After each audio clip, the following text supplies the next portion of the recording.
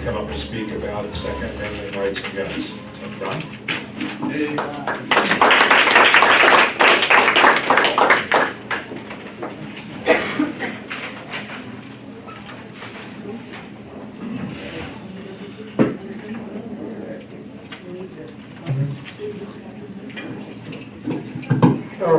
Good evening, good afternoon, everybody. I practiced this speech yesterday, and I got laryngitis about halfway through it, so I hope it doesn't happen today. I'm talking today about the historical basis of the right to keep and bear arms. I'm going to begin by reading from a report by David P. Hardy. He's a very pro-gun attorney, partner in the law firm of Sandel and Hardy. And the full article is 28 pages long, so I'm only going to give 2 paragraphs, but pretty well gives the gist of it. It was originally published as a report of the Subcommittee on the Constitution of the Committee on the Judiciary, United States Senate, 97th Congress, 2nd Session, 1982, under the heading of Other Views. It was reproduced in the 1982 Senate report. I'm quoting here. In analyzing the right to keep and bear arms, we must constantly keep in mind that it is one of the few rights in the Constitution which can claim a considerable antiquity. Freedom of the press, for instance, had little ancestry at common law. Statutes requiring a government license to publish any works on political or religious matters were in effect in England until 1695, when they were finally allowed to expire for economic, not libertarian reasons. Long after that date, prosecutions after the fact for seditious libel were common. In the colonies, these and similar statutes were likewise enforced, and offending religious material was burned in Massachusetts as late as 1723. Protests against general search warrants did not become common until after 1760, and the invalidity of such warrants at common law was not recognized until the eve of the American Revolution. And I missed a page here. In contrast to these rights, the right to keep and bear arms can claim an ancestry stretching for well over a millennium. The antiquity of the right is so great that it is all but impossible to document its actual beginning. It is fairly clear that its origin lay in the customs of Germanic tribes, under which arms bearing was a right and a duty of free men. In fact, the ceremony for giving freedom to a slave required that the former slave be presented with the armament of a free man. He then acquired the duty to serve in an equivalent of a citizen army. These customs were brought into England by the earliest Saxons. The first mention of the citizen army, or the Fyrd, S-Y-R-D, is found in documents dating to 690 AD. But scholars have concluded that the duty to serve in such with personal armament is older than our oldest records. So much for the idea that the Second Amendment gives us the right to keep and bear arms. Obviously it does not. So if the right was regarded as pre-existing government itself, why was it necessary to add a specific amendment to the Constitution of the United States protecting it? Now, there was quite a conflict between the Federalists and the Anti-Federalists. Those who believed in the sovereignty of the states and were fearful that the federal government would ride roughshod over the state sovereignty. And it has, hasn't it? The Second Amendment was added to the Constitution to resolve that conflict. It protected the right of the states and the people to resist the federal government if it got too big for its britches. Now the following is a timeline of gun rights in America by Ben Garrett. In 1791, the Second Amendment was ratified. The ink had hardly, excuse me, I have juniper laryngitis. That won't help me a whole lot, but I'll try.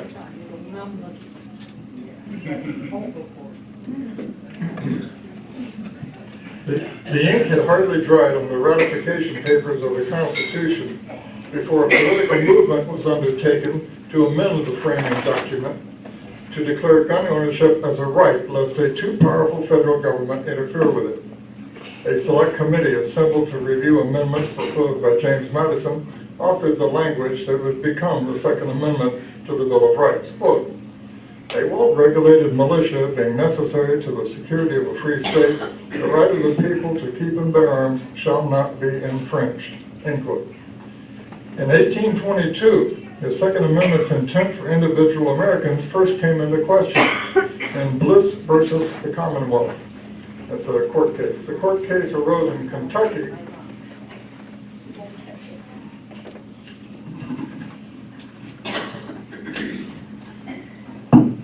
After a man was indicted for carrying a sword concealed in a cane, he was convicted and fined $100. Comment. In 1822, when money was still gold and silver coined of intrinsic value, that was one heck of a lot of money. Several months' worth of pay for the average worker. Bliss appealed the conviction, citing a provision in the Commonwealth Constitution that states, quote, the right of citizens to bear arms in defense of themselves and the state shall not be questioned, end quote.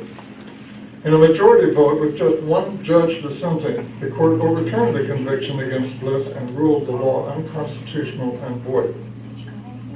In 1856, the Second Amendment as an individual right was affirmed by the Supreme Court of the United States in its decision in Dred Scott versus Sandford.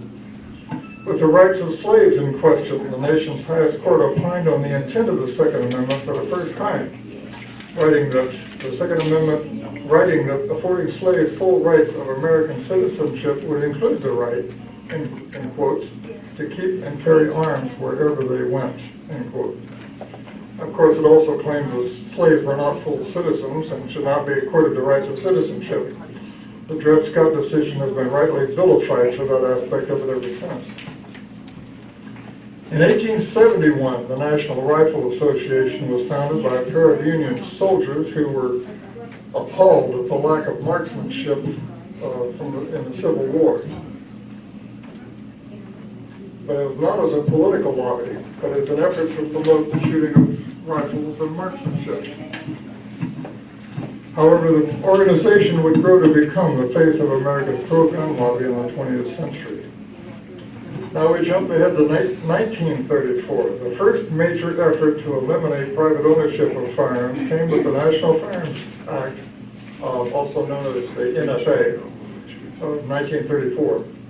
A direct response to the rise of gangster violence in general and the St. Valentine's Day Massacre in particular. The National Firearms Act sought to circumvent the Second Amendment by controlling firearms through an excise tax, $200 for each gun set. The U.S. Attorney at the time declared the National Firearms Act unconstitutional, but the powers that be ignored it.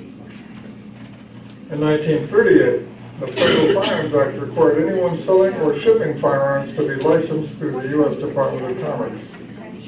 The Federal Firearms License, FFL, stipulated that guns could not be sold to persons convicted of certain crimes and required sellers to log the names and addresses of anyone they sold guns to.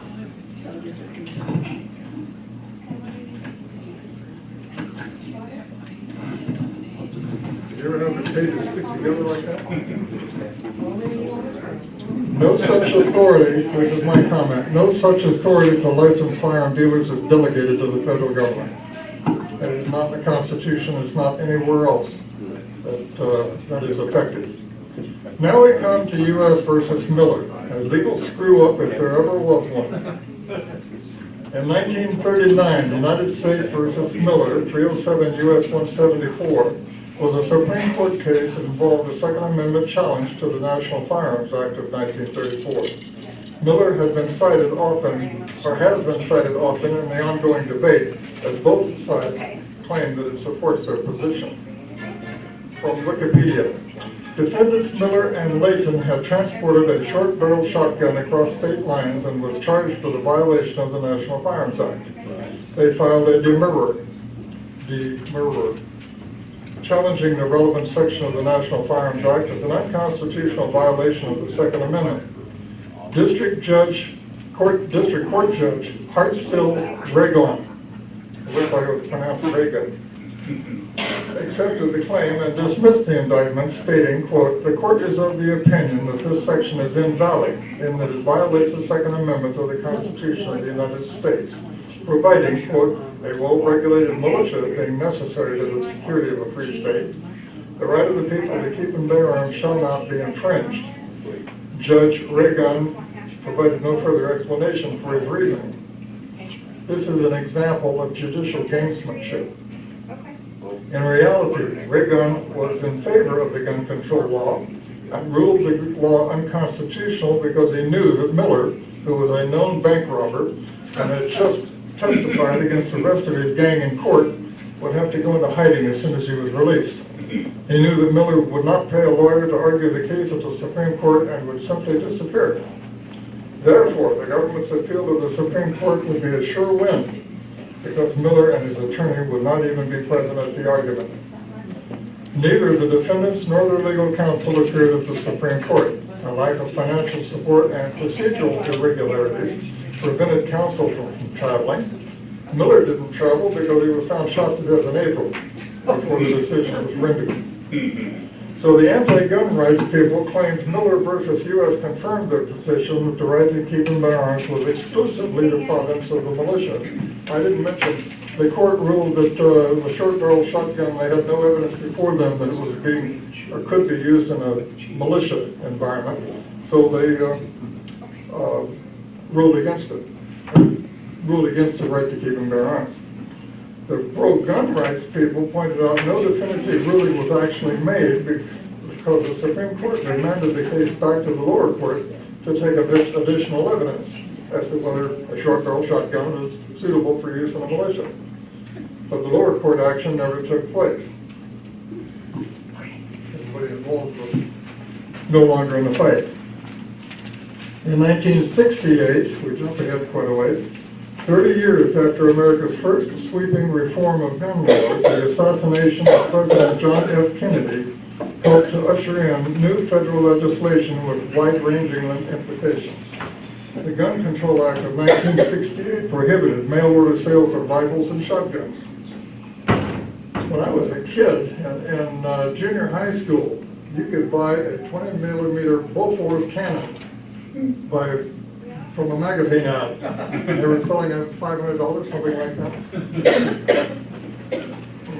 The Gun Control Act increased license requirements for sellers and broadened the list of persons prohibited from owning a firearm to include convicted felons, drug users, and the mentally incompetent. Again, a total lack of federal delegated authority to legislate the issue.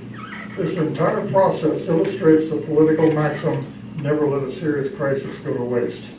In 1994, two new federal laws passed by a Democrat-controlled Congress and signed by President Bill Clinton became the hallmark of gun control efforts of the latter 20th century.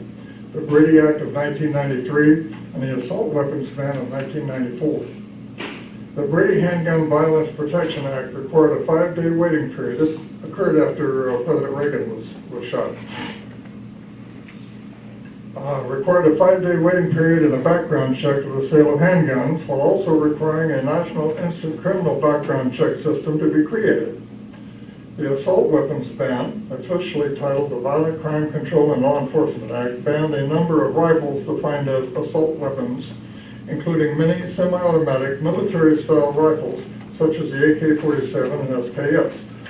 Anybody who knows anything about weapons knows that these weapons fire exactly the same way as any other semi-automatic hunting weapon. It's just that they look scary. They're black. Comment. Democratic Senator Dennis D. Consini's assault weapons ban was passed in September of 1994, but didn't become law until January of 1995. During that 3-month delay, the number of firearms in private hands in this country nearly doubled. President Clinton was seen by those who seek total control over the United States as the president who would at last deprive the American people of their right to keep and bear arms, and finally pave their way to the declaration of political control promised in a letter to the banking interests in 1834 after President Andrew Jackson kicked them out, kicked out the international banking groups. That's another timeline altogether. We won't go into that here. As an aside, just to demonstrate one of the effects of the assault weapons ban, when I was a federally licensed firearms dealer, I bought an HK91A2 battle rifle and .308 Winchester with 2 magazines and a field cleaning kit for about $600 from my distributor. I later sold it for $750. A week later, the assault weapons ban was passed and the price for an equivalent rifle went to $2,500 overnight. It later climbed to nearly $5,000. Thankfully, our side managed to get a 10-year sunset clause inserted into the assault weapons ban, and in 2004, a Republican-controlled Congress refused to pass a reauthorization of the assault weapons ban and allowed the ban to expire. President George W. Bush was criticized by gun control supporters for not actively pressuring Congress to renew the ban, while gun rights supporters criticized him for indicating that he would sign a reauthorization if Congress passed it. And then the tide began to turn. In 2008, gun rights proponents were thrilled when the U.S. Supreme Court ruled in District of Columbia versus Heller that the Second Amendment extends gun ownership rights to individuals. The decision affirmed an earlier decision by a lower appeals court and struck down handgun bans in Washington, D.C. as unconstitutional. The case was lauded as the first Supreme Court case to affirm the right of an individual to keep and bear arms in accordance with the Second Amendment. However, the ruling applied only to federal enclaves, like Washington, D.C., and it applied only to the keeping and bearing of arms.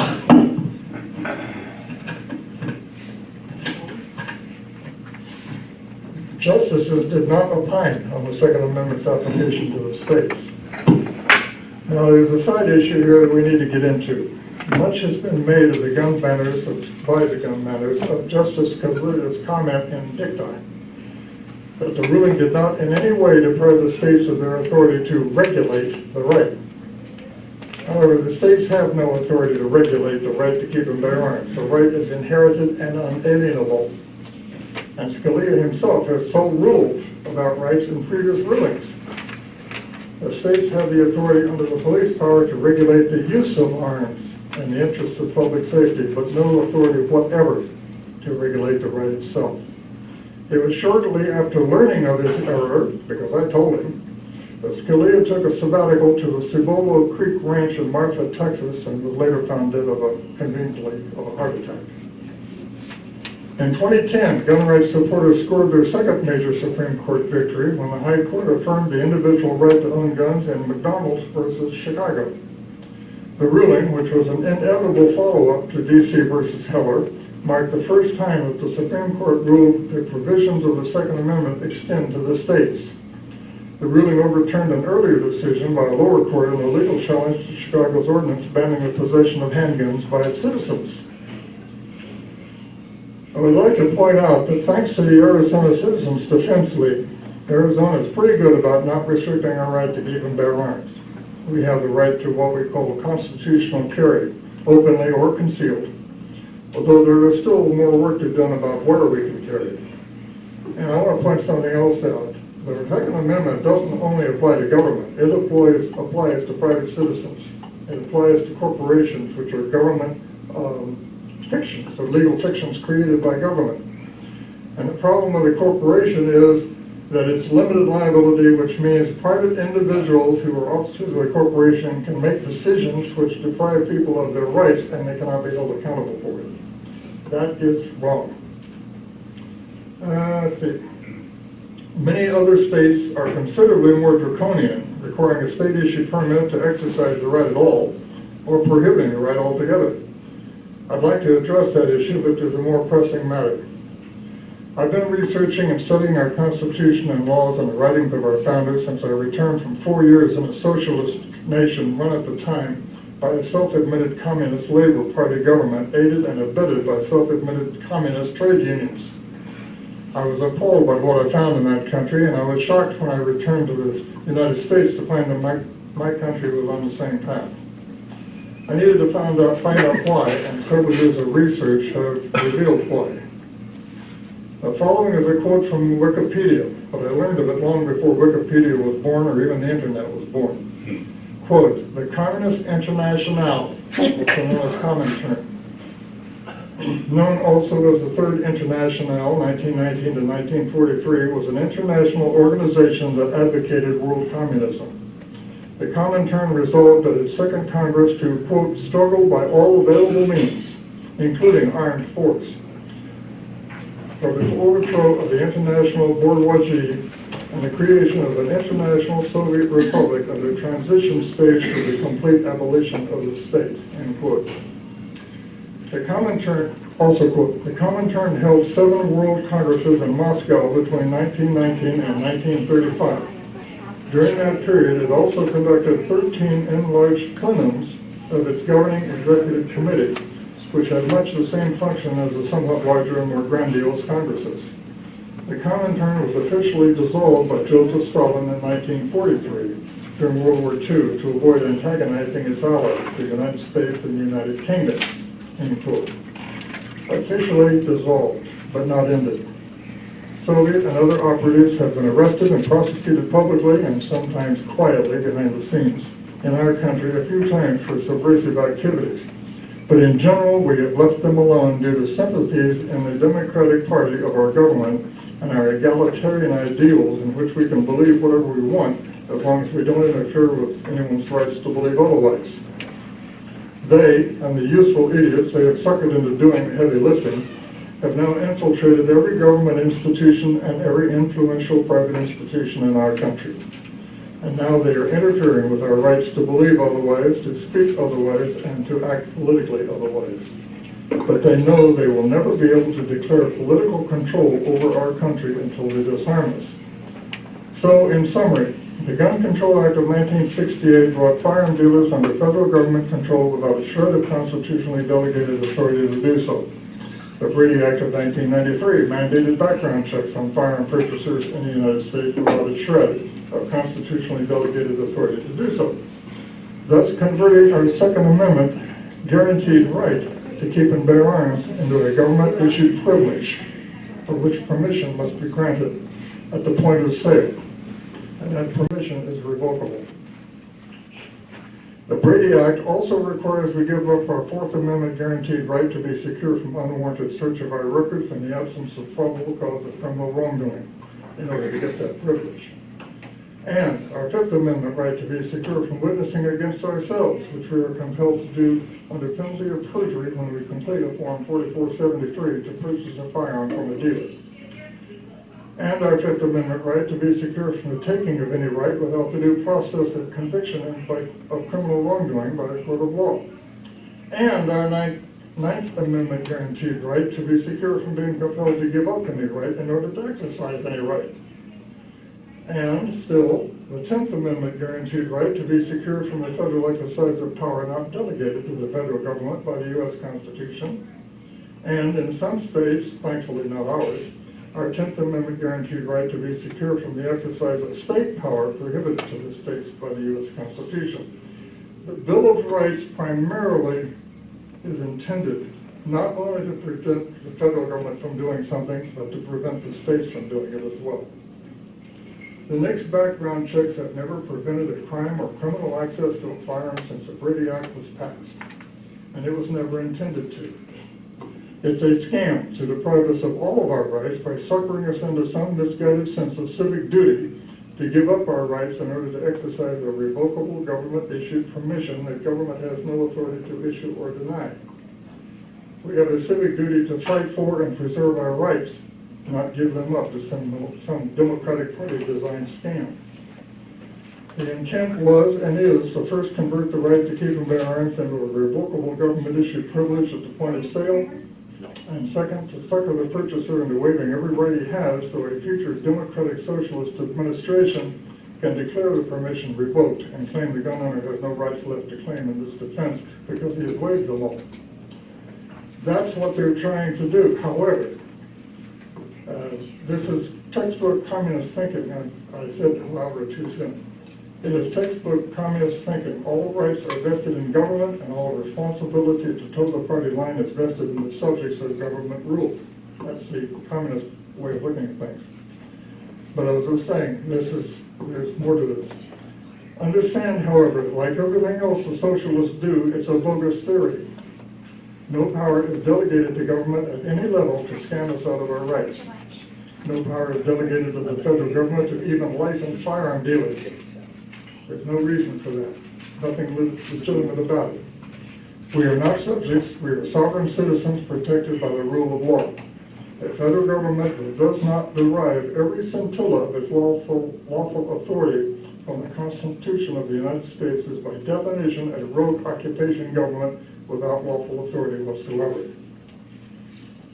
The assault weapons ban of 1994, right on the heels of the Brady Act, was intended to clear the path for President Clinton to revoke the permission issued at the point of sale and claim we had no rights left to argue the issue because we had voluntarily waived them all. We were that close to losing the right altogether, or being forced to fight a nasty civil war to keep it. And at that time, we probably would have lost. But Clinton never made the declaration. Apparently, the prospect of an armed conflict with heavily armed American citizens made the communist apparatchiks in the Democratic Party and elsewhere realize they had overplayed their hand. They backed off to regroup, and Americans were so ticked they elected George W. Bush and a Republican Congress who refused to reauthorize the ban. We dodged a bullet, to coin a phrase, but it was a very near thing.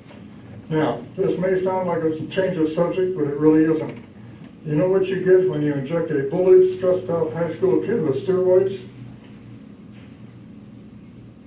You get school shootings.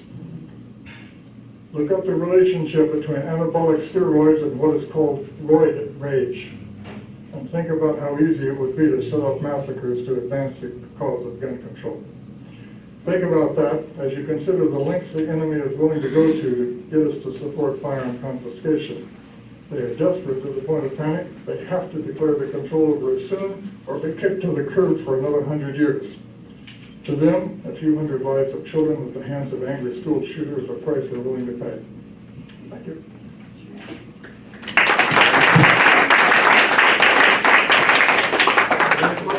Are there any questions, Shirley? For an example, you were talking about limited liability corporations. Yes, ma'am. Would an example be Starbucks, who says they have a policy that you can't carry inside any of their... It would be, Okay. because they are not responsible if you get shot by somebody in there. They're not responsible if you can't defend yourself in there. They can't be held responsible. Well, I should say Starbucks can be held responsible, the corporation, but the individual who made that decision cannot be held responsible. Anything else? Dave? Yeah, Don, I thought I saw recently that there's a bill before Congress about confiscating our guns. So if one neighbor complains against another, say, yeah, that day pleaders and not take one, got to take his guns away, the government could take it away? They are doing that. There are several states that's already been passed. There's a number of things going on around that. First of all, the red flag laws are a violation of due process from the word go. The only due process is the court in the next party hearing, which means that the defendant is not there. He's not party to the decision. The judge rules that the person is a threat to society, so they go and confiscate his guns. There's been at least one citizen murdered already by police forces for not giving up his guns when they came looking for him. I think it was either New Hampshire or, I think it was New Hampshire. I'm not sure about that. But those red flags, there's one trying to pass in Arizona. Governor Ducey wanted to pass one. And he's missed it twice now. Wasn't able to get it passed. But I think he kind of got it on the back burner at the present time. It's in the U.S. Congress too, isn't it? Yeah, they're trying to. And unfortunately, President Trump, I think in a moment of blurry mindfulness, said, oh, let's do due process later. And due process delayed is due process denied. Yeah, one of the related abuses of these laws is divorce filings. Any spouse can claim that the other is mentally ill or threatened with a firearm, and they come and get your firearm. Right, exactly. This is just another way to chip away at the right to keep and bear arms. If they can do that, they could just decide one day that simply buying a gun is evidence of mental illness. They'll try. Now, I would also like to point out that back in the 1960s, we had a lot of people who were mentally ill who were public taxes were going to take care of them. And they finally discovered that was driving us into bankruptcy. And so they cut it loose and they let everybody out on the streets. And most mentally ill people are not a threat to anybody. They're hardly able to govern their own lives, let alone mess around with anybody else's. Oh, sorry, Greg? Are the judges the key to keeping our rights? As that seems to be where it's falling apart when they make it. There is a lot of that problem. On the other hand, we've had a few judges who have rightfully gone in the right direction. But Obama stuffed the courts with his sycophants, if you will. Another thing that was going on here that's not directly related to gun control, but it was going in that direction. When Obama was president, his main sycophant in the Senate was Harry Reid. Harry Reid prohibited any budgets from the House from getting to the floor of the Senate. As a result, the only way we could keep government going was a series of continuing resolutions, which there's no justification for, no authority for in the Constitution at all that I know of. And as a result, he ran out of debt up to $22 trillion before it was over with, because his objective was to bankrupt us.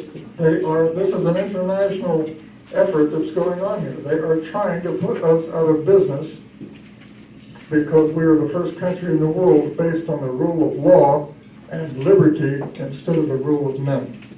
One more question. Sorry. One more question. One more question. Thank you very much, everybody. Thank you.